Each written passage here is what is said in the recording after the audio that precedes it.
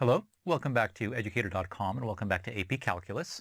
So today we're going to talk about trigonometric integrals. We're actually going to be spending a couple of lessons on this, I think 2 or 3, because they're fairly involved. So I wanted to make sure that there were enough examples to go around. So let's jump right on in. Okay, so there are many integrals involving trig functions. Let me work in blue. Okay, so there are many integrals involving trig functions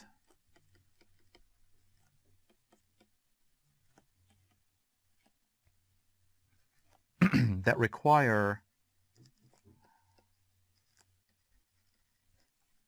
special handling and manipulation.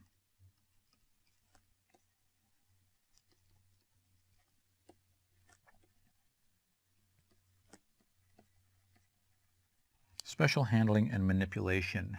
Okay, examples is really the best way to present this material. So we're just going to do an example, and in the presentation, hopefully everything will start to make sense. So examples are the best way to present the material. Best way to present this material. Okay, so let's jump right on in.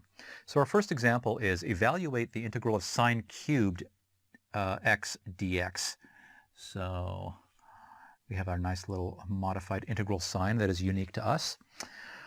Okay, now how do we deal with this? Well, let's see what we can do. One of the things that we can do is the following. So sine cubed of x is equal to sine squared x times sine x. So I've pulled out a sine x. Well, sine squared x, using one of my Pythagorean identities, I'm going to write this as 1 minus cosine squared x times sine x. So our original integral of sine cubed x dx is actually equal to the integral of 1 minus cosine squared x sine x dx. And now we go ahead and use a u substitution. So I'm going to let u, you know what, let me just go to blue.